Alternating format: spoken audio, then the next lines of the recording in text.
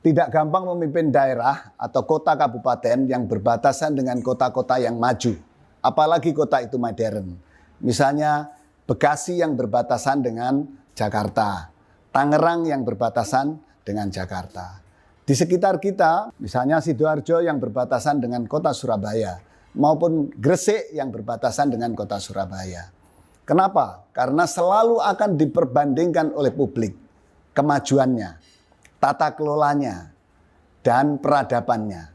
Karena itu memimpin daerah-daerah di perbatasan kota yang maju itu harus penuh dengan inovatif, penuh dengan inovasi, penuh dengan kreativitas, penuh dengan terobosan-terobosan. Saya seringkali merasa sedih ketika melewati Bundaran Waru yang berbatasan antara kota Surabaya dengan Kabupaten Sidoarjo.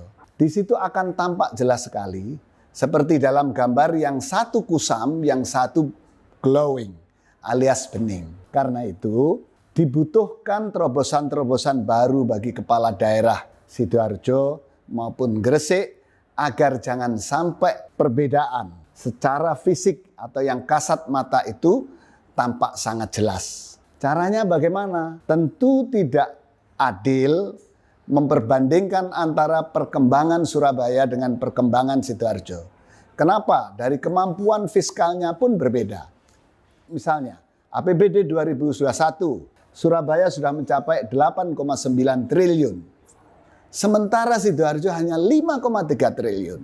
PDRB, Surabaya sudah mencapai 500 triliun. Yang kedua, perbedaannya kota itu lebih terkontrol, kendali manajemennya lebih dekat karena lurah atau kepala desa di perkotaan itu langsung menjadi bawahan wali kota. Sementara di kabupaten seperti Sidoarjo, kepala desa itu bukan tidak langsung menjadi bawahan bupati.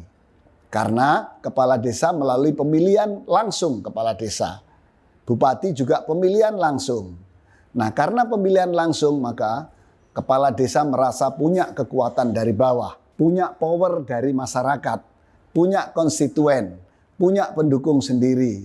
Karena itu untuk lebih takut atau lebih taat kepada bupati jauh lebih sulit dibanding kemudian lurah lebih taat kepada wali kota.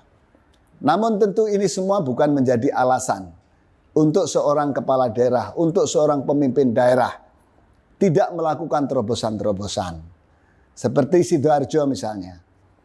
Bisa saja bupati melakukan terobosan yang dalam waktu singkat bisa mengubah wajah sehingga tidak terlalu berbeda dengan kota Surabaya. Misalnya meneruskan pembangunan atau penyelesaian frontage road di sepanjang Jalan Ahmad Yani.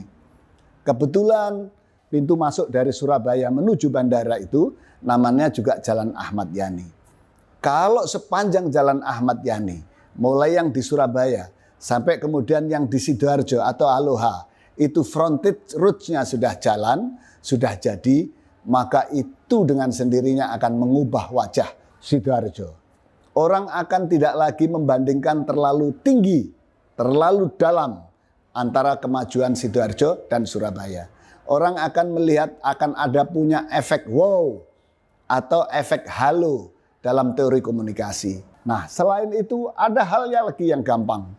Misalnya dengan melakukan penghijauan di sepanjang jalan nasional yang masuk ke Sidoarjo. Dan itu gampang sekali.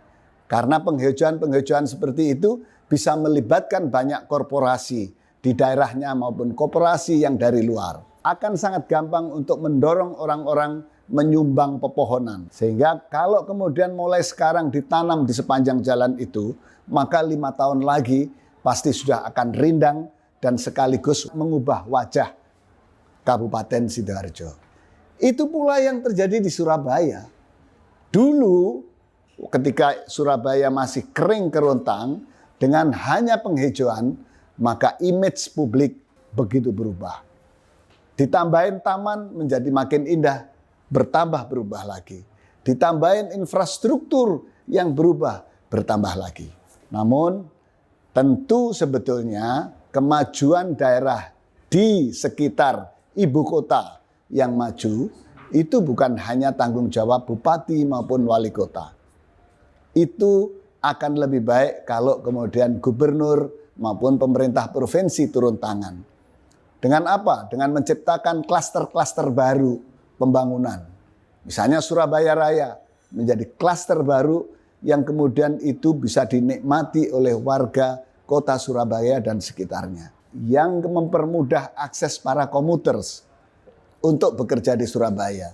Yang menjadikan kota-kota di sekitar Surabaya sebagai kota yang nyaman juga untuk tinggal.